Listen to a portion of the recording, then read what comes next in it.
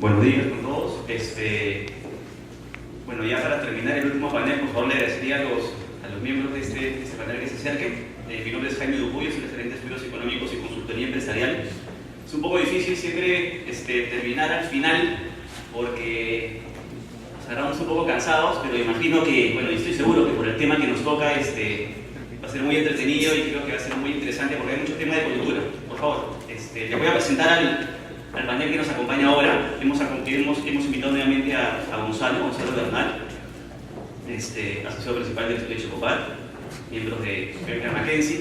Está también con nosotros José Ricardo Valeman, que él es de la empresa ABO, que es el director de Asuntos Gubernamentales para Perú y Chile de ABO.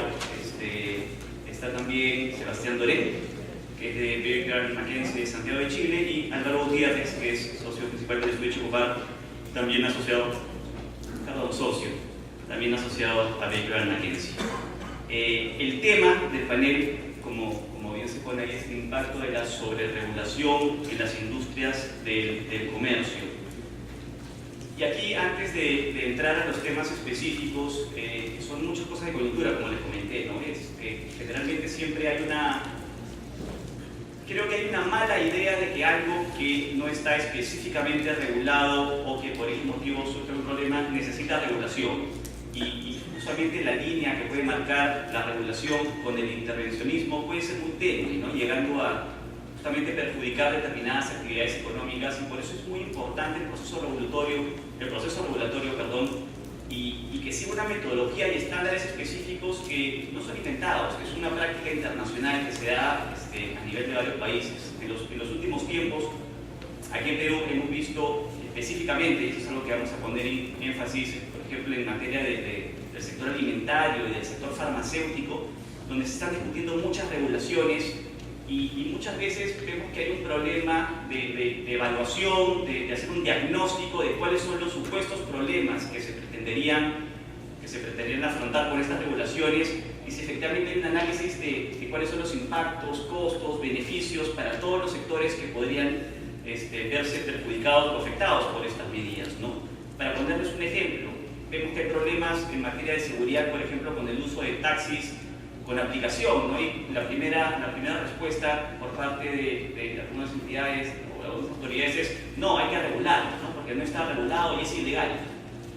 Y al final, en realidad, ninguna actividad económica está desregulada. Tenemos regulaciones generales en materia tributaria, penal, civil, de protección al consumidor, que afectan a todos los sectores económicos. Por lo tanto, lo que hay que pensar es hacer justamente ese análisis previo para que efectivamente ver cuál es el mejor instrumento para hacer una regulación o no.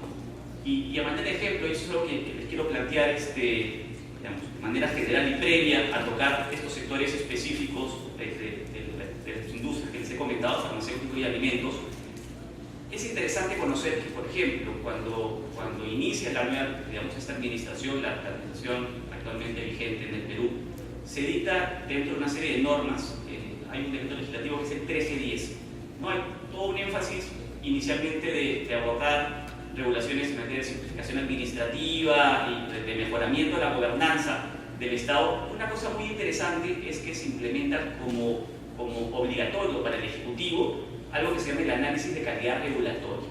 ¿Qué es? Es un estándar que viene de la OCDE, este grupo de países al cual el Perú aspira a pertenecer, y justamente como consecuencia de eso, de los trabajos internos que se vienen realizando hace unos años, está, por ejemplo, la formulación de este decreto legislativo, que lo que busca es realizar un procedimiento para que efectivamente las regulaciones que tengamos sean buenas regulaciones, sean eficientes, sean discutidas, sean transparentes, que puedan tener mecanismos de monitoreo posterior a la implementación y ver que efectivamente qué es lo mejor para afrontar esos problemas que se puedan detectar.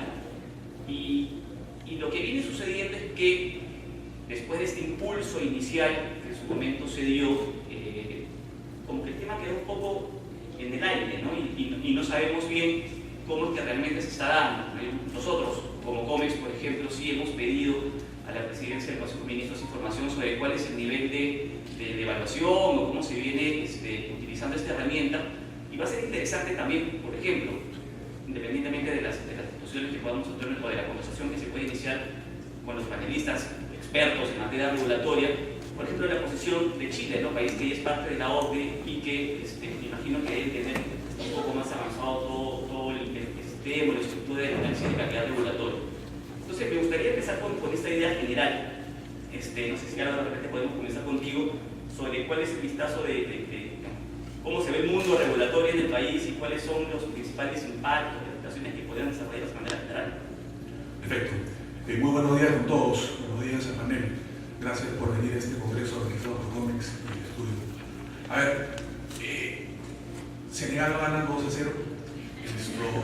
El jueves tenemos un partido complicado, pero regulatoriamente estamos perdiendo por goleada. Estamos perdiendo por muchos goles, por muchas razones, pero hay soluciones. Y hay soluciones que pasan por cuestiones muy sencillas, como lo vamos a plantear.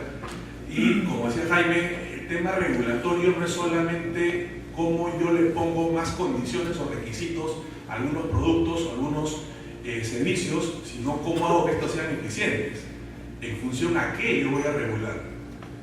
Mi presentación va a estar enfocada a dos grandes áreas regulatorias, que son los farmacéuticos, medicinas, dispositivos médicos, termómetro, tomógrafo, sanitarios, champú, jabón, colonia, etc. Y alimentos y bebidas, o sea, DIGEMIL y DIGESA. SENASA no vamos a hablar porque son temas un poco más complicados en plaguicidas. Pero yo creo que los operadores del comercio exterior que requieren importar o exportar estos productos se ven con una serie de trabas en el día a día que a veces, y los entiendo porque basta con ir a hacer un trámite de DIGEMIL o DIGESA para entender que es más fácil que llueva para arriba, que las cosas salgan ordenadamente en estas entidades, y no es un problema de personas, sino es un problema de estructura de las entidades, que es complicado trabajar un tema regulatorio en el Perú. La siguiente lámina, por favor. Yo quería partir preguntando al público, para ustedes en común, que tienen estas cuatro figuras. Empezando por la mano derecha, cuando hice esta presentación, la figura que está a la mano derecha de los octógonos en un proyecto, hoy ya es una regulación. Hoy ya tenemos que poner en todas las etiquetas y vamos a ver cómo las empresas van a tener que adecuar sus etiquetas con estos octógonos en cada uno de sus envases. ¿Cuánto va a costar esto? ¿Cuánto va a costar la implementación de estos requisitos en todos los productos que consumimos en el día a día? Abajo el sublime. ¿Sublime es sublime o no es sublime? ¿Chocolate o no es chocolate? A la mano izquierda, impuesto selectivo de consumo al azúcar.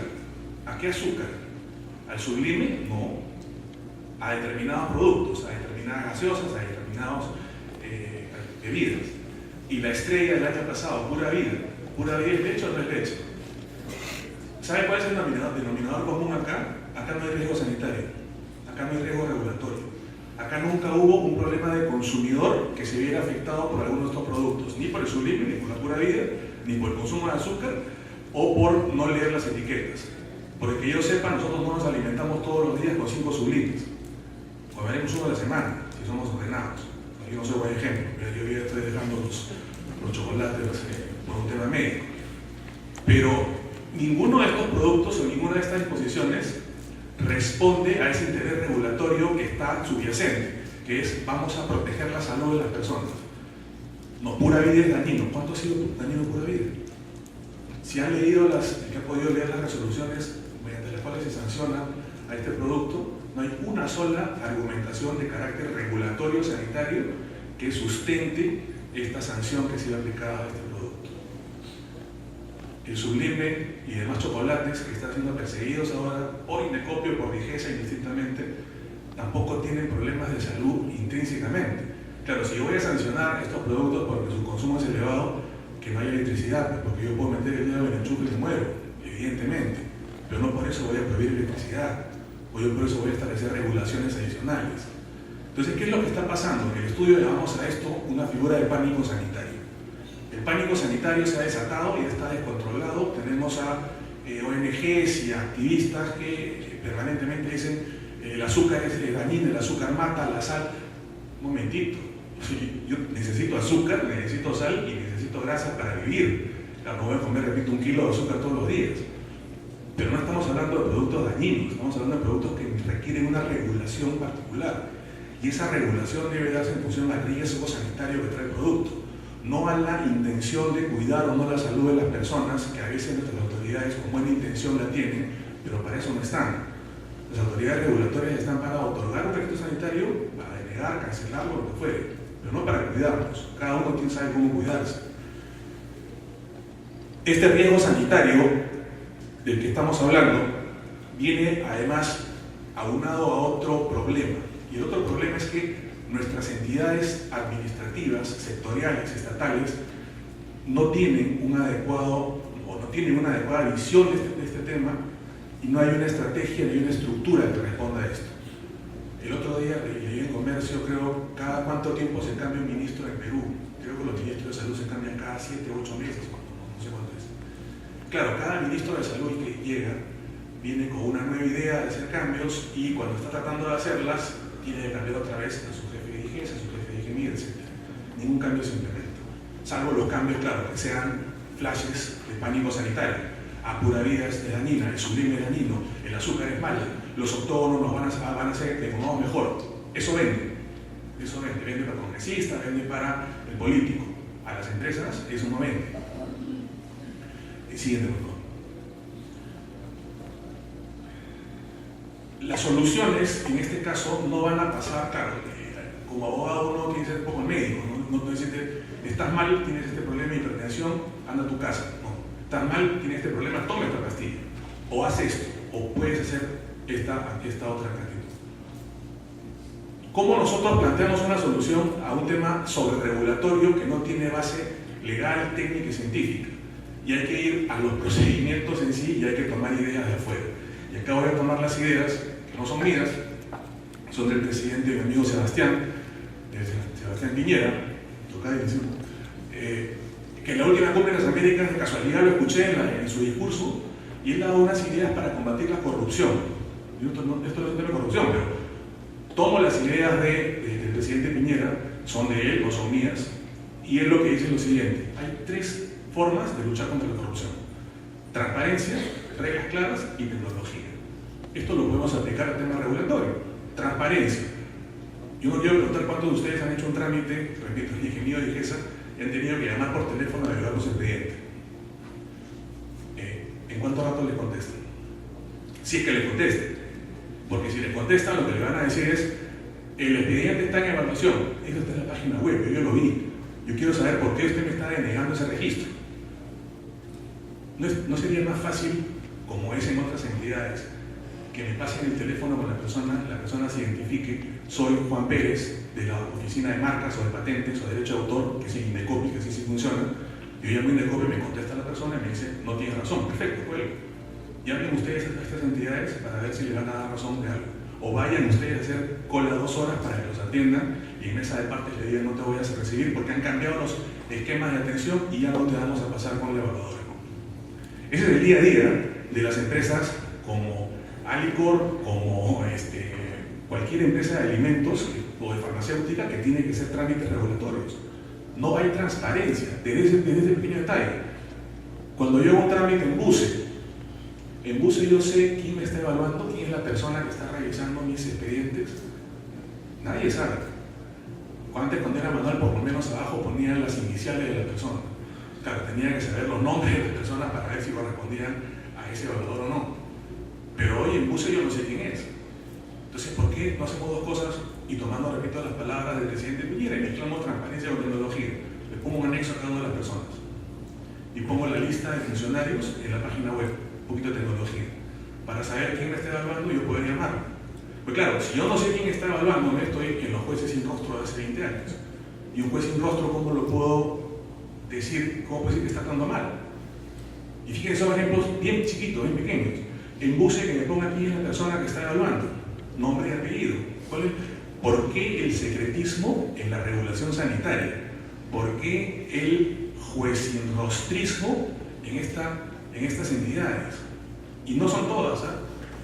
Si ustedes van a SENASA es distinto. En SENASA sí los atiende, le dan datos, información, etc. Yo no sé por qué IGESA uno no tiene acceso ni siquiera a poder saber por qué se está denegando su producto, que a veces está en reinscripción, tiene 15 años en el mercado, pero hoy día se les ocurrió que, no, ¿sabe qué? El contenido de este aditivo está por encima. de lo permitido por quién, por el Códex. Pero si el Códex no ha cambiado y está 15 años en el mercado, ¿y por qué ahora me estás pidiendo nuevos requisitos? Si además la ley me dice que el registro o la restricción es automática y se entiende que es con la misma información que he presentado antes. Entonces, esto, repito, claro, disculpen que esté haciendo un poco de catarsis con estos temas, pero y de paso para que entiendan los clientes a veces por qué a veces demoran los trámites, pero este secretismo no ayuda y es bien fácil de solucionar. ¿Quién está evaluando? Las páginas web que sean más accesibles. Ni siquiera les digo entren al Facebook de estas entidades, ahí se van a reírse. Pongan Digemit, Facebook, Diges, etcétera, para que vean lo que se publica ahí. Es simpatiquísimo. Reglas claras. Quienes tienen que lidiar en el día a día con normas de regulación sanitaria en operaciones de comercio exterior se tienen que dar golpes en la cabeza todos los días, no solo para interpretarlas, para saber, tratar de entender qué es lo que dicen, sino cómo le explican eso a la autoridad. Si la autoridad a veces ni siquiera sabe cómo responder, y no es porque esté loco. La siguiente lámina, por favor. Esta es de la página web de Digemit, en base a las normas que la propia Digemit emite, reglas claras. En una reunión que se hace con establecimientos farmacéuticos sobre qué quieren decir algunas normas o cómo yo puedo absolver algunas consultas sobre las mismas normas de regulación sanitaria. ¿El químico farmacéutico puede estar ubicado en oficina administrativa o debería estar en el almacén? Pregunta planteada por las empresas. ¿El químico farmacéutico tiene que estar en la oficina o en el almacén? ¿Dónde? ¿O en la oficina, en el almacén? En los dos. ¿Cuál es la respuesta? La ubicación del director médico no lo exime de la realización de las funciones y responsabilidades técnicas y administrativas de la droguería. ¿Qué me está respondiendo? ¿Cuál es la respuesta ahí? Segundo, si el director técnico sale de vacaciones y no tiene asistente, ¿procede ser atemporal? Pregunta válida para muchas empresas que tienen que funcionar con estos esquemas. La respuesta, el cierre temporal es a solicitud del administrado, en los casos de considerar necesario. Yo no estoy preguntando eso. Yo estoy preguntando qué hago si no tengo un técnico asistente. ¿Cómo hago yo? ¿Cierro el establecimiento? La respuesta es no, no tiene que cerrarlo. Pero la respuesta acá es otra. Tercero, si una empresa tiene oficina y 2 almacenes en cada una de ellas, ¿es obligatorio que en cada uno se esté un químico farmacéutico? Y la respuesta no tiene nada que ver. Es obligatorio que el director técnico asegure el cumplimiento de las buenas prácticas de almacenamiento de todos los almacenes. Es tan difícil decir sí o no. Es tan difícil decir es correcto, no es correcto. Es tan difícil entender, es tan difícil redactar. El cargo de químico farmacéutico debe ser comunicado o registrado en Digemit. Y esto es colosal. El registro debe ser solicitado a través del formato 4, procedimiento número 139. Y estas son las reglas que las da el propio Estado. O sea, el Estado es el que emite estas normas. Ojo, el reglamento de octógonos, seguramente Gonzalo va a hablar de esto, todos los octavos, no sé cómo se dice, ha salido antes del partido Perú, Dinamarca. Gonzalo me lo pasó por WhatsApp, me malogró el día, pero en fin. Este jueves va a salir algo, de todas maneras, y el martes también, porque los reglamentos de productos farmacéuticos y establecimientos farmacéuticos se publicaron el último día hábil del gobierno del 2006 al 2011. Y se publican, además, sin seguir los estándares legales correctos de publicación. Hay muchas normas que no son válidas. Legalmente hablando, no son aplicables. Indecopio ha reconocido, por lo menos en algunos casos, que tenemos que eso es decir. O sea, ni siquiera, o sea, no solo están mal escritas, mal redactadas, con lo cual no se entienden bien las respuestas de la propia autoridad, sino que tampoco se publican correctamente. ¿No es más sencillo reglamentar claramente esto? ¿No es más sencillo encargar a la gente que sabe hacer leyes o reglamentos que ellos los hagan? ¿No es más sencillo convocar al sector privado o a un sector consultivo o un consejo para no tener estos problemas?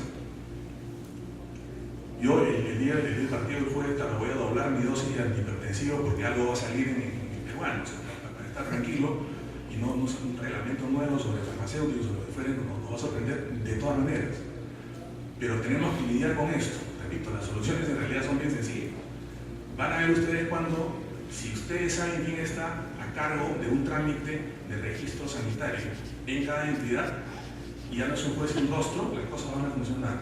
O si yo tengo la posibilidad de tener reglas claras, repito, como dice el presidente Piñera, las cosas pueden funcionar. Acá no hay soluciones mágicas, acá no hay soluciones que requieran una articulación de estrategias para atender. No. Es bien sencillo, bien puntual. Basta que lo hagamos nosotros, porque repito, no es un problema del Estado, los involucrados. Aquí no estamos hablando de falla de personas, estamos hablando de falla de estructuras. Y las estructuras regulatorias sanitarias están hace muchos años mal, tienen que corregirse, si no, desde la primera charla que he escuchado hasta la de acá, vamos a salir deprimidos de esta reunión. Muchas gracias.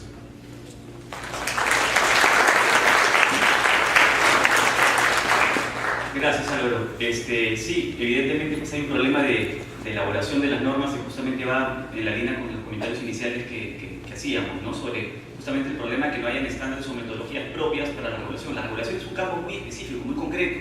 En realidad hay especialistas que se encargan de esto, ¿no? Y lo que debe haber es una capacitación en todas las entidades públicas, y no estamos hablando solamente del Ejecutivo, ¿no? Porque en realidad capacidades regulatorias las tiene el Congreso, las tienen los gobiernos locales, los gobiernos regionales. Entonces en realidad tiene que haber una capacitación para saber cómo regular y cuáles son los mecanismos que se deberán realizar para hacer buenas regulaciones. Y justamente uno de los mecanismos también es ser públicos, transparentes, ¿no?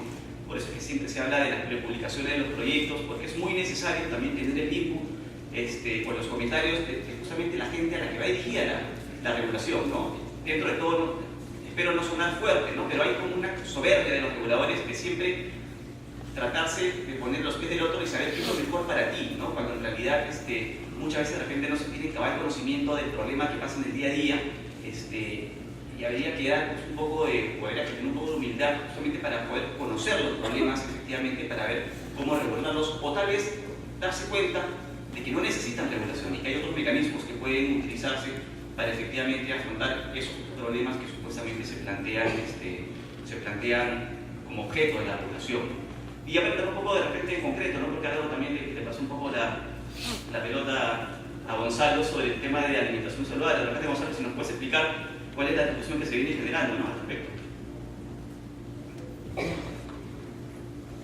Sí, muchas gracias, Jaime. En realidad, continuando un poco lo que señalaba Álvaro, ¿no? El tema de este pánico sanitario, esta tendencia a sobreregular sobre de repente intereses legítimos, por ejemplo, la protección de la salud, la protección del medio ambiente, pero con medicinas que son desproporcionadas, ilegales, o que finalmente no contribuyen sustancialmente al objetivo legítimo que tienen que alcanzar, ¿no? Entonces, en realidad, de un paso atrás, ¿no? ¿Cuándo el Estado puede regular o cuándo hay un vicio al momento de que el Estado regule un tema como, por ejemplo, el tema de alimentación? A nivel interno, para hacerla sencilla, es que la medida no sea una medida ilegal, ¿no? Y que no sea desproporcionada, no sea arbitraria, que carezca justamente de razonamiento, ¿no? Pero a nivel internacional también que no sea discriminatoria y que no esté sustentada en estándares internacionales, ¿no? Y es lo que sucede básicamente con este fenómeno que no es algo que solamente sucede en el país, sino que se ha estado debatiendo en otros países, que es la regulación de alimentos procesados, ¿no? Alimentos procesados se le está dando la categoría de producto sensible a la salud, ¿no? Como otro tipo de productos, ¿no? Como el tabaco, como las bebidas alcohólicas, de repente, que tiene regulación específica, se le está dando cierta regulación, y se ha entendido que con la imposición obligatoria, ¿no? De advertencias de connotación negativa, ¿no? Alto, no lo consumas, esto es malo para tu salud, de manera con información muy negativa y a rajatabla, ¿no? Y con restricción a la publicidad, que si les cuento, acá nos quedamos hasta las 5 de la tarde, de por qué tú, el día de hoy, si eres de la industria alimenticia, casi no puedes utilizar tu derecho a publicitar tu marca, tu producto, porque casi todo lo que tú puedas publicitar está señalado como dirigido a niños y que ese alimento daña justamente a este niño, ¿no? Entonces, prácticamente ustedes la industria que es parte de alimentos procesados casi ya no puede publicitar, y si es que no tenían conocimiento de ello, ustedes lo tendrían que tener como alerta, ¿no? Entonces, ¿y por qué esto es malo, ¿no? Es malo porque no solamente contravienen normas internas, ¿no? En muchos casos hay vicios ilegales, hay vicios de proporcionalidad, sino también contravienen normas internacionales, y esto ya se ha analizado, ¿no? Contraviene acuerdos como el Acuerdo de Obstáculos Técnicos al Comercio. ¿Por qué? Porque esta medida, ¿no?, que es impuesta por la Ley 30021, no está basada en un estándar internacional tan relevante como es el Códex Alimentario, donde claramente define que una medida de este tipo no puede tener mensajes negativos que incentiven, ¿no?, el consumo de este tipo de productos. Lo que te dice justamente el Códex es, de alguna manera, regula a través de educación, regula con mensajes positivos, ¿no?, respecto a las características o el contenido del producto, pero lo que está prohibido justamente es lo que actualmente está en la norma, que es alto, no lo consumas, es malo para tu salud. Se está regulando de manera parcializada, no viendo, como dijo Álvaro, pues el tema del hábito alimenticio, ¿no? Per se, ¿no?, por sí solo ese producto es negativo, y eso es incorrecto. Entonces, de alguna manera hay un fenómeno, esto de la regulación del Estado, y esto también va al tema, fuera del tema de alimentación saludable, al tema pues, el incremento del impuesto efectivo al consumo, ¿no? Vamos a incrementar, para mí, ¿no?, esa es una opinión personal, y ese es el nuevo arancel.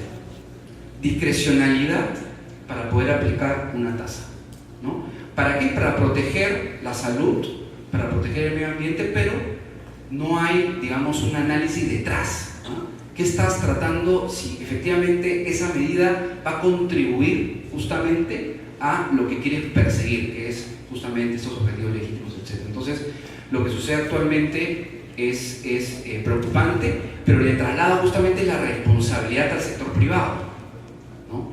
Cuando identifiquen este tipo de medidas, ¿no?, es bueno que denuncien, porque eso también lo sentimos, no voy a denunciarlo, porque en realidad, ¿qué consecuencias me traerá denunciar este tipo de medidas? Ya sea a nivel nacional, no tienes ahí herramientas como Indecopi, o a nivel internacional, sino hay que identificarlas y hay que denunciarlas. Si es que se elementan justamente ciertos vicios que definitivamente tienen, en este caso, por ejemplo, la alimentación saludable, y que, digamos, nuestros panelistas de repente, como en profundidad, pueden señalar. Sí, este es un tema que también me hubiera gustado o me gustaría tocar después, sobre también cuáles son las herramientas que tenemos a disposición cuando se presentan estas regulaciones que pueden ser consideradas ilegales o carentes de razonabilidad, porque hay espacios en los cuales los usuarios afectados por estas regulaciones podemos acudir justamente para cuestionar estas medidas, y en muchos casos para lograr que sean revertidas, derogadas o modificadas, ¿no? Pero volviendo al tema de la alimentación saludable, nosotros sí, como gremio, también hemos compartido esa misma opinión, porque no creemos que, por ejemplo, hábitos de consumo o los problemas que se pueden haber detectado, por ejemplo, de obesidad o malnutrición, se puedan regular con una norma, o se puedan solucionar con una norma, ¿no? Acá de lo que se trata justamente como Estado de dar información y políticas públicas que van mucho más allá de una regulación. Pero sí sería interesante, por ejemplo, saber cuál es la experiencia o lo que se ha venido discutiendo en Chile, ¿no? Y justamente Sebastián nos puede dar algunas luces sobre esto, porque en realidad lo que al final se terminó aprobando minutos antes del partido fue justamente, o es justamente un modelo que se viene aplicando ya en Chile hace un tiempo atrás, y es una discusión que en realidad ya se dio atrás, como suele darse a varios tipos de regulaciones en el Perú, que vamos copiando otros modelos, con lo cual es bueno también saber que ya hay evidencia que se puede haber utilizado en esos otros mercados, y por lo tanto podemos tener ya un derrotero de cuál es el nivel de eficiencia o efectividad que puedan tener estas regulaciones. Sebastián, por favor. Bueno, muchas gracias, Jaime. Muchas gracias a todos por la invitación y por estar acá. Yo espero no sonar tan contento como estoy de siempre estar con mis amigos peruanos, disfrutando de su rico pisco sour, comida. No quiero sonar particularmente gris, que es lo que vamos a hablar, No es porque Chile no esté en el Mundial, merecido lo tenemos por soberbios. Además está decir que apoyo a Perú y el resto de los equipos hermanos latinoamericanos. Pero yo voy a ser negativo. Voy a ser positivo por la cita que Álvaro trajo a colación de nuestro presidente. Perdona el comentario político muy respetuoso de todos los gobiernos anteriores, pero es muy fácil, allí donde también Juan Carlos Macri tuvo la primera presentación, creo yo, palabras bien de mucha alabanza al sistema chileno. Es muy fácil destruir, es muy fácil perder la senda del crecimiento. Y allí donde antes éramos llamados los jaguares de Sudamérica, pucha, que en los últimos años los hemos estado mirando a ustedes, países vecinos, con eso, con añoranza, con un cierto añoranza y envidia de tiempos donde teníamos la cosa más clara para mejorar todos. Lo que yo voy a hablar no estoy hablando en las utilidades de las empresas de corazón, estoy hablando por todos, ¿no? Por nuestros hijos, por nuestros pueblos. Y en ese sentido, un primer comentario, el comentario de la regulación. ¿Dónde está Chile? País 31, primero de Sudamérica en entrar a la OCDE del tema regulatorio. Yo creo que estamos mal. Yo creo que estamos mal y por algunas cosas que tú señalabas, Jaime, creo que Perú quizás está más avanzado. Porque recién en Chile, ahí donde inmediatamente por presión ante la OCDE, no malogro, muy bueno tener la OCDE, muy meritorio, pero ahí corremos todos los países a establecer nuestras leyes de responsabilidad de las personas jurídicas por tema de corrupción. Muy importante, sin duda. Pero uno que tiene formación de penalista también, porque estamos tratando estos otros temas, una ley penal, porque Chile es penal, que se impone por un requerimiento para entrar a la OCDE, es una ley penal que tiene una génesis muy cuestionable. Razón histórica para que se publique la ley penal en Chile, responsabilidad penal de las personas jurídicas, quiero entrar a la OCDE. Eso no es normal. Es un ejemplo también de regulación excesivo, como incluso se cree que la ley punitiva es la solución a los problemas sociales. Pero como decía recién, en una reunión había hace muy pocos meses por el ex contralor general de la República y por altos académicos del mundo empresarial, ¿no es cierto?, se decía, necesitamos crear agencia de calidad de políticas públicas o una sola agencia regulatoria. Lo bueno en todo caso es tener esta conciencia. Por el número de su ley, esta de los alimentos, veo que tienen mucho más leyes que nosotros vamos a los 20.000 y tanto, pero tenemos 9.000 cuerpos normativos regulatorios, ¿no es cierto? 100 leyes nuevas cada año, que van desde el aborto hasta el Día Nacional del Fisco. Hay que entender que esto complejiza, que esto es costo, que esto es burocracia, que esto es arbitrariedad, discrecionalidad. Y es bueno entender que tiene un costo económico del 0,5% al 2% más del Producto Interno Bruto, ¿sabes? En Chile. Y la OCDE, una cita, la OCDE nos critica también. Dice que en Chile tenemos poca cultura regular basados en la evidencia. No hay evaluación ex post.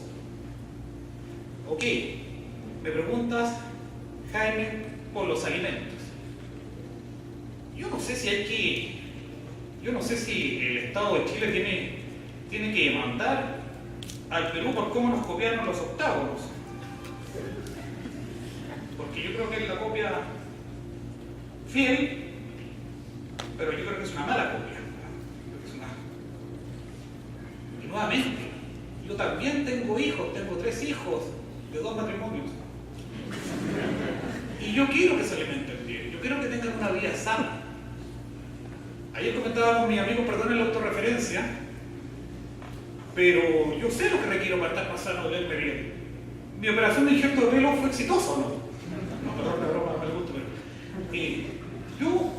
pero perdón, la autorreferencia nuevamente, yo les contaba a mis amigos que vieron, yo hace un año pesaba 18 kilos más, 15 kilos más.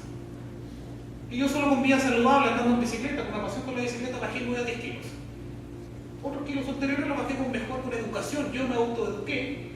Y no fue una educación compleja. Chile y el Perú contamos con altísimos índices de alfabetización y conceptos muy, muy básicos y positivos y no negativos sirven para lograr el mismo efecto.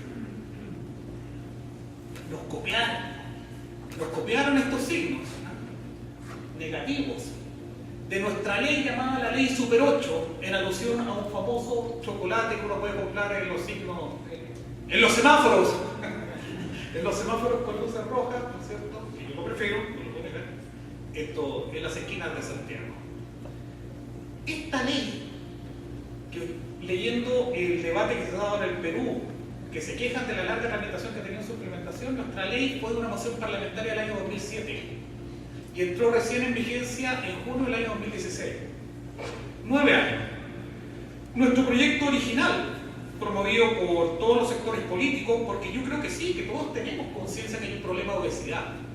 El tema es cómo lo tratamos. Pero ojo que nuestra ley, la moción original, venía con un signo bajo, medio, alto. Fue en el camino donde esta ley, que es muy reconocida, y yo le voy a reconocer algunos méritos, ¿no es cierto? Fue en el camino de la discusión, donde en definitiva se adoptó a nivel reglamentario estos otros signos. Pero la verdad, Jaime, amigos del panel, es que se dice, Chile ya tiene entonces la evidencia. Y yo veo en el debate, que por desgracia lo considero a lo menos tan acalorado como el que se ha dado en Chile, necesariamente, porque el debate en estos temas no tiene por qué ser una posición empresa, manufactura, con el público. Usted tiene que ser un espacio racional en un tema tan importante como se combate la obesidad, que nos ocupa y nos interesa a todos, de espacios de diálogo. Y yo lo que he visto, enterándome un poco, para ir un poco enterado de lo que ha sido el debate en Perú, es de una odiosidad y una falta de racionalidad que no voy a advertir. En Chile fue de un nivel parecido. Un senador que yo respeto mucho, que fue quienes generaron esta ley en Chile, y lo reconozco en su mérito, porque lo creo muy bien intencionado, el senador Miguel Girardi, en el acaloramiento de esta discusión en Chile llegó a hablar, no sé si han leído esta cita, porque también ha sido recogida por los medios peruanos, todo terminar la ley en Chile, ¿no es cierto?, lo que las empresas eran los pedrastras del siglo XXI. Eso no corresponde, eso no es así, por favor. Este es un tema altamente técnico que tenemos que conversarlo con altura de miras. Pero entonces, la evidencia chilena en cuanto a este camino por el que se ha optado, no existe la evidencia chilena, lo digo con mucho respeto, de la manera en que se cita acá por los medios peruanos y por algunos grupos que también, nuevamente, quiero pensar que todos bien intencionados. Yo creo que discrepamos en cuáles son los mecanismos. Cuando se dice que la ley chilena, y sobre todo con alusión al tema del octágono, ha dado resultados en Chile, pero si esa evidencia no existe. Porque esta ley adquirió vigencia hace 2 años. Y luego muy responsablemente, cuando se citan ciertos estudios que lo hay, son estudios de opinión. Son estudios de tendencia, de que sí, yo creo como consumidor que esto es mejor que no tener nada. Pero eso a lo mejor lo mismo, y yo personalmente creo que con más información, más rica, donde el trabajo en todas estas leyes tiene que ser sobre todo de educación, se logra, creo yo, evidentemente con el semáforo. No soy servil a ningún interés de nadie, acá yo lo creo. Yo estudiante que he trabajado 10 kilos, 15 kilos, sé más o menos lo que tengo que hacer y sé que información es más completa para mí y para mi familia. Entonces, los efectos positivos de la ley chilena, que lo reconozco, que los ha tenido, es de poner el tema del debate, el tema del combate a la obesidad. Otros estudios, digo, de académica de la Universidad de Chile, ni más ni menos, la Universidad de Valparaíso, que analizan el efecto de la ley y dicen, a ver, una comida con 3 sellos. Debiera el consumidor, ¿no es cierto?, frente a 3 signos pares octágonos, decir que lo voy a consumir menos que el de 2 sellos. Unos estudios demostraron que curioso, el de 3 sellos aumenta, el de 3 sellos aumenta en el consumo, el de 2 sellos disminuye, pero ¿por qué aumenta el de 3 sellos? Cita también a los medios peruanos que analizan el fenómeno en Chile. Parece baja el consumo de los chocolates, pero aumenta el de la mayonesa. Suben de repente el de las papas fritas. O sea, falta mucho estudio por hacer acá. Si el tema de la evidencia acá hay que trabajar sobre la base de data dura, ¿no? ¿Qué otros conceptos puedo compartir con ustedes? Pero entonces, unos jóvenes emprendedores que preocupados por cómo se alimentaban sus hijos a la más temprana edad, ¿no es cierto?, lo que nosotros llamamos a las cunas, jardín infantil, y también con una experiencia que veía que en Inglaterra se alimentaban muy mal, generan un producto sumamente novedoso, unos agentes de alimentación absolutamente saludable.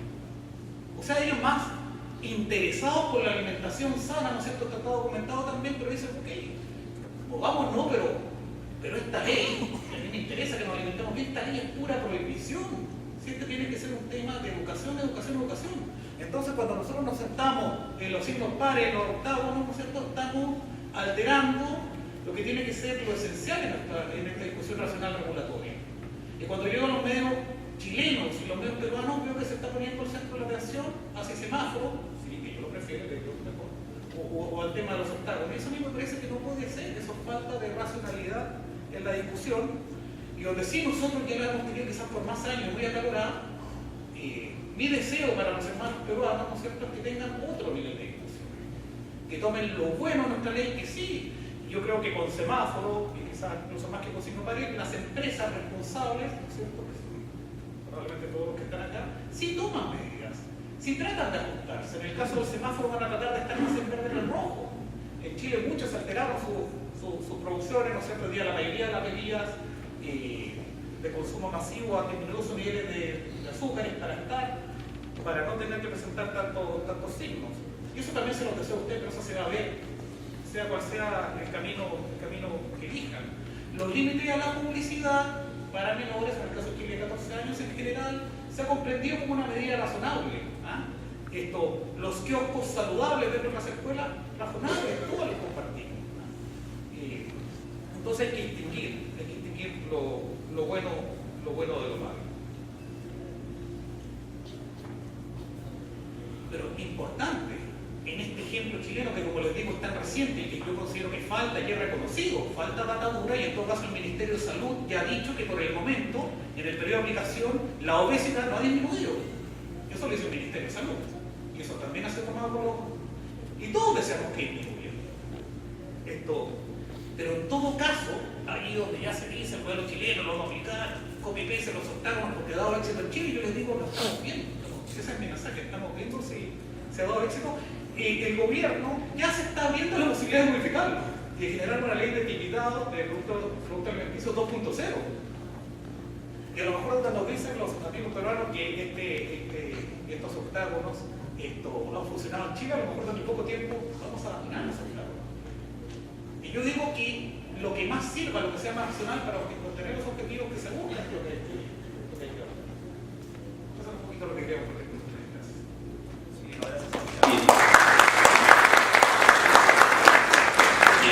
Que nos encontramos definitivamente es muy interesante conocer lo que viene sucediendo en Santiago. Es más, yo había leído hasta reportes no solamente que la obesidad se no había disminuido, sino que hasta había aumentado ligeramente de un año al siguiente, o sea, ya con la norma vigente, ¿no? Por lo tanto, pareciera ser que los efectos de la regulación en Chile, como bien dices, no eran los esperados, ¿no? Y sí, pues lo que se ve es que como que hay una especie de subestimación del consumidor, ¿no? El Estado es el que tiene que imponer cuáles son los patrones de consumo, ¿no? Sobre todo en el sector alimenticio, que hemos visto que los patrones de consumo se van dando naturalmente y que las empresas se van adecuando justamente porque hay bastante competencia y tienes que competir con otras personas, ¿no? Y generalmente eso es algo que se viene repitiendo, y más aún en el primer panel cuando hablaba Juan Carlos Matos, por ejemplo, de prospectiva, ¿no? Conocer cuáles son las tendencias que se vienen dando, ¿no? Toda esta tendencia de alimentación más saludable, ¿no? De por ahí alimentos orgánicos, etc. De repente hay muchas cosas que tienen que ver con el marketing, pero que a su vez son los que van dando digamos, contenido a cuáles son los nuevos patrones de consumo, y las empresas lo que van a hacer es adaptarse naturalmente a eso, sin esperar a que una regulación les diga qué tienen que hacer y qué no, ¿no? Y eso por el lado farmacéutico, pero también sería interesante conocer, por el lado de alimentos, y también sería interesante conocer lo que está pasando por el lado farmacéutico, que en realidad está pasando algo muy similar, ¿no? Y no sé si se acordarán, pero hace unas semanas atrás, con la noticia de una supuesta concentración del mercado de farmacéuticos, por ejemplo, se empezaron a prender las alarmas, y otra vez sale este espíritu de que no, que el consumidor se puede ver perjudicado porque no va a tener acceso a medicamentos, o los medicamentos van a ser muy caros, y por lo tanto surgen proyectos de ley que tratan de regular la concentración de estas empresas, ¿no? para evitar la fusión de las empresas y que no haya este monopolio que al final va a perjudicar el sector, o en todo caso las farmacias van a tener la obligación de tener un stock mínimo de medicamentos llamados esenciales, hay que regular los precios, en fin, discusiones que hasta muchas veces pareciera ser que hemos retrocedido 30 años atrás, ¿no? Y donde hay evidencia justamente comprobada que efectivamente este tipo de políticas no han resultado, ¿no? ¿Por qué surgen ahora nuevamente, ¿no? Pareciera ser que simplemente con ánimos populistas, sin evaluación de por medio sobre efectivamente cuáles son los problemas, ¿no? Que pueden haber. Yo tenía un slide, no sé, no lo voy a ver, está escondido por ahí, para ilustrarlo un poco, de repente con humor, ¿no? Kino es un genio, no sé si todos lo conozcan, pero un poco como que se pierde el norte sobre cuál es el sentido de una regulación, ¿no? Y que al final se puede estar viendo atrás, que pueden estar sucediendo muchas cosas, pero al final lo que de repente te puede dar la foto para algo es una cosa que no llega a la idea concreta, ¿no? Y por lo tanto, cuando hablamos, por ejemplo, del sector farmacéutico, estamos hablando sí, pues que puede haber un problema del Estado de no saber comprar medicamentos y que eso a su vez pueda generar que de repente no haya la disponibilidad suficiente o a los precios asequibles, digamos, información o acciones que no van a ir necesariamente con el resultado de regular precios, ¿no? Entonces, retrocedemos un poco a esta idea de que no hay metodología, no se está utilizando la evidencia para proponer regulaciones adecuadas. Ahí me gustaría, por ejemplo, José, por favor, si tú nos pudieras dar tu perspectiva, entendiendo perfectamente que esto lo estás haciendo a título personal, no a representación de la empresa, sino como experto en materia regulatoria. Sí, buenos días con todos. Gracias, Jaime, por invitarme. Efectivamente, cumplo primero con decir que todos los comentarios son a título personal, ya que vamos a hablar de varios temas. Pero antes de referirme específicamente, yendo un poquito al tema farmacéutico y yendo digamos, al tema de la exposición, es cuál es el efecto de la regulación en las empresas, en el mercado en general. No sé si alguno de ustedes tiene idea que efectivamente una mala regulación o una sobreregulación afecta directamente la vida de cada uno de ustedes. ¿Cuál creen que es el porcentaje de informalidad que tiene nuestras regiones, los diferentes departamentos? ¿No? Por ejemplo, el más formal de todos, ¿qué porcentaje de informalidad tiene? ¿Alguien de ustedes me lo puede decir? 58%. Ese es el porcentaje de informalidad que existe en nuestra región más formal. ¿Y por qué sucede eso? Justamente porque tenemos una serie de normativas que hace casi imposible que muchas empresas puedan adecuarse a estas normas. Y no hablo de las grandes empresas, hay que pensar que también el Perú se mueve por emprendedores. Y una normativa que te implica una inversión de más de $150.000 para poder vender un lapicero es imposible de cumplir. ¿Y cuál es el consecuente efecto de esa regulación? La subida de la pobreza. Es algo que todos acabamos de ver en la última encuesta, que la pobreza ha subido por un punto porcentual. O sea, hay 350.000 personas que antes no eran pobres y ahora son pobres. Entonces tengamos en cuenta que una mala regulación es un efecto directo a todos nosotros y a todos como peruanos, porque nos eleva los costos, nos genera que no podamos traer innovación, nos genera que haya menos puestos de trabajo, nos genera complicaciones innecesarias cuando es el momento que el Perú esté justamente unido para lograr ese crecimiento, ese bienestar en general de todos. Habiendo dicho eso, cobra relevancia lo que tú mencionabas respecto del análisis de impacto regulatorio, o ahora que le dicen análisis de calidad regulatoria, ¿no es cierto?, en el Perú. Es muy simple el análisis de calidad regulatoria. El proceso es súper simple. Identificas el problema. Ok, yo tengo un problema de moscas acá en el auditorio. Perfecto, tengo un problema de moscas. ¿Cuál es mi objetivo? ¿O cuáles son mis objetivos? Eliminar las moscas. Excelente, listo. Y después identificas alternativas. ¿Qué alternativas tengo yo para poder eliminar las moscas de este auditorio? La primera, sí, un misil. Un misil a la sala. ¿Elimino las moscas o no? Claro, van a morir todas las moscas. La segunda alternativa, no, vamos a llamar a un fumigador para que fumigue y nos quedemos sin moscas. O la tercera alternativa, le doy un matamoscas a cada uno de ustedes y empiezan a matar sus moscas, ¿no es cierto? Perfecto. Hay tres alternativas y en teoría las tres vamos a llegar a el resultado esperado. Sin embargo, lo que tiene que hacer el Estado ante esta situación es analizar cuál de estas alternativas es la más eficiente, que trae mayor costo-beneficio a las personas, porque ellos trabajan con los impuestos que nosotros pagamos. Ojo, no es gratis, no se están regalando nada, estamos pagando eso y por lo tanto tenemos que exigir que se haga de manera correcta. Y después de analizar y decir ya, ok, voy por este camino, decidimos comprarles a cada uno un matamoscas y matar todas las moscas. Implementarlo y hacer un análisis de si efectivamente esa fue la medida que mató todas las moscas. De repente no analizamos que estaban con flojera todo, nadie quiso matar, entonces no se murieron las moscas. Pero si eso no se analiza, finalmente tú no tienes cómo saber si la regulación que tú diste en algún momento fue efectiva o no fue efectiva. Ese es el análisis regulatorio y eso es un análisis costo-beneficio que se puede aplicar absolutamente a todo, que hoy muy pocas entidades lo están haciendo. Efectivamente hay una norma, hay que velar porque esa norma se cumpla, porque finalmente va a tener un beneficio para todos. Ahora, ¿qué creo yo que es lo más importante, y que no lo he mencionado al propósito, de esta regulación o de este proceso que les acabo de contar? ¿Qué creen ustedes que es lo más importante? Para mí, personalmente, algo que mencionó Álvaro, la transparencia.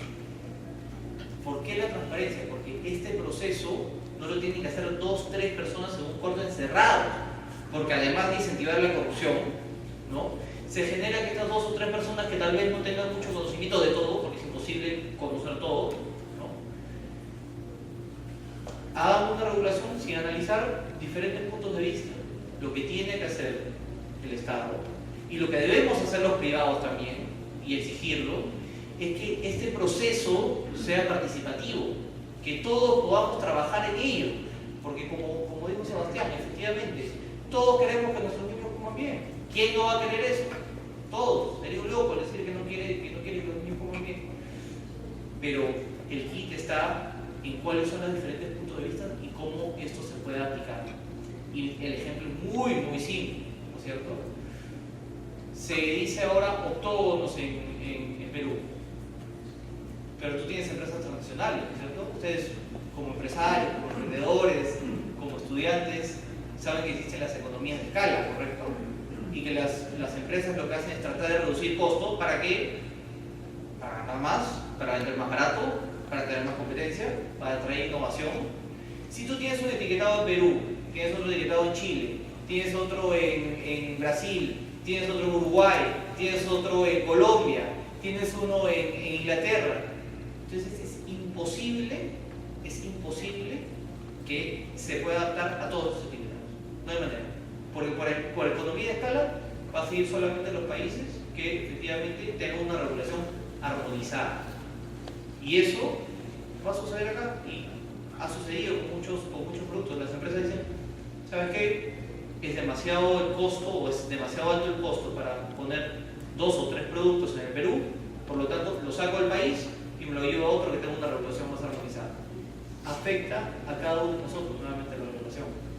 Si no tenemos buena regulación, si no tenemos una regulación armonizada, simplemente la innovación va a ser muy difícil que venga al país. En cuanto a la pregunta específica de precios de medicamentos, efectivamente se está discutiendo el sistema de salud en general en el Congreso, se está discutiendo en Chile, también se está discutiendo en varios países. Ahí lo único que yo puedo decirles es que una economía de libre mercado, social de libre mercado, es lo que ha logrado que más de 1,5 millones de peruanos salgan de la pobreza. ¿Y qué significa eso? Muy simple. Incentivar a que exista inversión privada, incentivar que exista competencia, porque la competencia reduce los precios, eso está comprobado con varios de las situaciones que han ocurrido acá en el país, y que se reduzcan las barreras de acceso, porque si tú reduces las barreras de acceso, va a venir a invertir el empresario. ¿Cuáles son las consecuencias? Nuevamente, yendo al al asunto de esta exposición. ¿Cuál es el impacto de las barreras regulatorias? Uno, que te quedes sin innovación, los productos no vienen al país, se van a competirse a otros países. Dos, que haya menos trabajo, que haya menos empleo, que haya menos producción, que se afecte la economía del país. Y tres, simplemente que no se consigan los objetivos que tiene la regulación. Hay varios proyectos, además del tema de la regulación de precios, como por ejemplo, la semana pasada se quiso prohibir que el médico diga la marca, por ejemplo, te ponga la prescripción la marca. Hoy lo que se obliga es que el médico pueda prescribir con la denominación común internacional, es decir, con el genérico, lo cual correcto, ¿cierto? Pero si en su experiencia el médico quiere hacer referencia a una marca específica, el médico está en la potestad de hacerlo. La semana pasada hicieron aprobar en la Comisión de Salud del Congreso que se prohíba al médico que se ponga, que te pueda decir si es que en su experiencia hay una marca, que ponga la marca. ¿Por qué? No lo sé. Te aseguro que no hicieron el análisis de impacto regulatorio que les acabo de comentar, y tampoco hicieron participativa esa discusión, porque se ha podido comentar.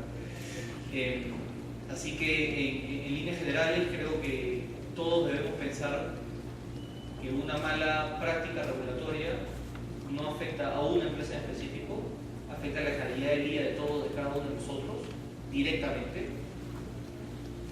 y que debemos participar, todos debemos participar de la manera que podamos de esta generación de normas y ayudar al Estado desde todos nuestros puntos y exigir que esto sea.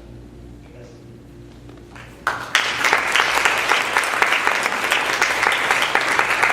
Sí, muchas gracias, José. Totalmente de acuerdo.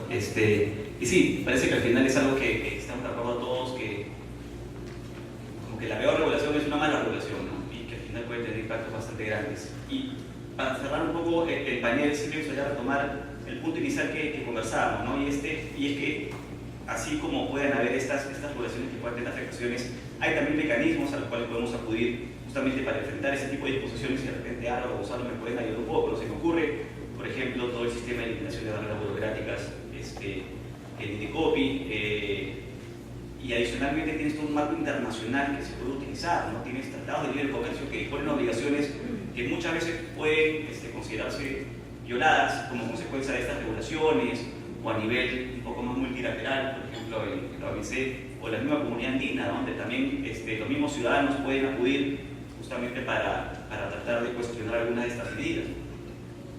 Sí, Jaime, de parte de la iniciativa privada, ¿no? O sea, los privados tienen dos mecanismos, uno nacional y uno internacional. El nacional es a través de INDECOPI, ¿no? Tiene dos grandes marcos, que es el de barreras burocráticas, que es el que todo el mundo conoce, y el otro es de barreras comerciales no arancelarias, que son primos hermanos. La verdad que son medidas, ¿no? Exigencias, requisitos, cobros que son ilegales y o carentes de razonabilidad, que pueden ser denunciados y ahora inaplicados, con efectos inaplicados para el denunciante, pero además el nuevo marco permite, por ejemplo, en el caso de barreras burocráticas, una inaplicación general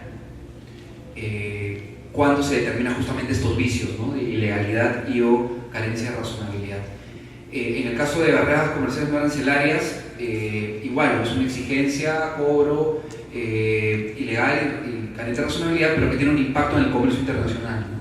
Entonces, y que de igual manera puede ser inaplicado, inclusive puedes imponer medidas cautelares que suspendan el efecto de esa medida, ¿no?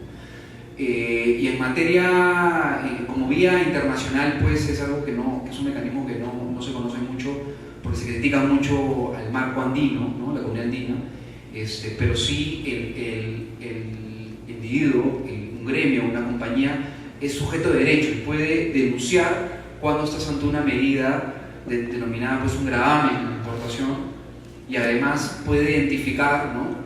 Una compañía se encuentra que una medida es contraria a la normativa andina, puede establecer una denuncia por acción de incumplimiento justamente de este marco andino, ¿no? Entonces, por ese lado hay estas herramientas y además, bueno, hay que comentar que los efectos justamente de una denuncia a favor de la compañía tiene efecto directo, entonces puedes eliminarla en el ordenamiento nacional si encuentra que es un gravamen de importación o contraria al marco comunitario andino, ¿no? Y por el lado de los estados, ¿no? Si es que el estado ve, ¿no? Si las compañías comunican adecuadamente a las instituciones de que efectivamente hay una contravención desde el punto de vista de transparencia, como ha comentado Álvaro, desde el punto de vista de arbitrariedad, como ha comentado José, ¿no? Y que se está vulnerando estos principios que están en todos los acuerdos del TLC, ¿no? Pueden ser denunciadas, pues tenemos, como ya hace unas horas se comentó, tenemos 20 acuerdos comerciales y que a veces sientes que es letra muerta, ¿no? Pero son compromisos, están ahí. Los estados deberían saber que deben cumplirse estos principios y que de alguna manera cuando un estado ve, ¿no? México, Estados Unidos, que son sus socios comerciales, conocen de que están viéndose afectados por medidas, presentar observaciones al estado peruano, ¿no? Y si ustedes son una compañía que encuentran justamente una contravención al principio de transparencia, ¿no? Al principio de no discriminación, etcétera, comunicar a sus autoridades para que puedan observar el estado peruano de que están contraviniendo estos principios que están contemplados en todos los acuerdos comerciales, ¿no? En todos los TLCs y además en los acuerdos multilaterales, ¿no? Dentro del marco de la OMS, ¿no? Entonces, eso es importante resaltar y de alguna manera tenerlo en cuenta si es que se identifica este tipo de irregularidades en la regulación. Muchas gracias, Gonzalo. Bueno, estamos con la hora. Quería agradecerles a todos por su asistencia, bueno, al panel también, a los distinguidos profesionales que nos han acompañado. Me gustaría invitar a Luis Alonso García para que dé las palabras de clausura. Les pediría que nos quedemos un momentito para que venga Luis Alonso y clausure este evento.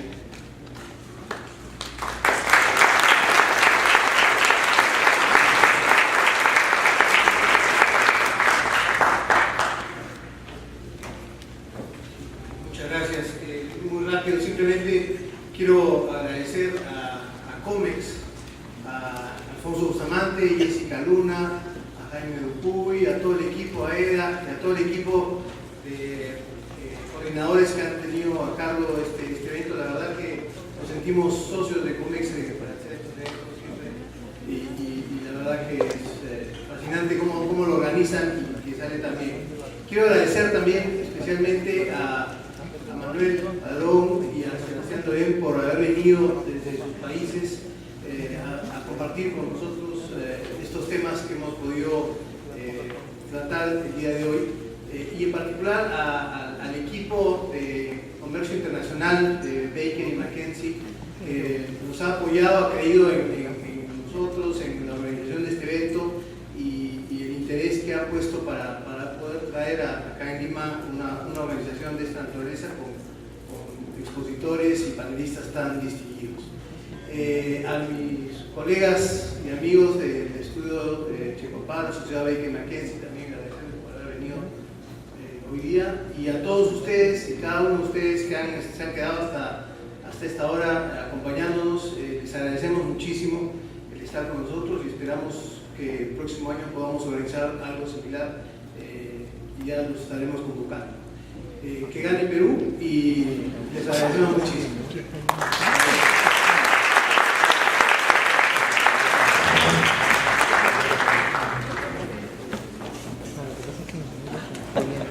Pues te mando, se llama.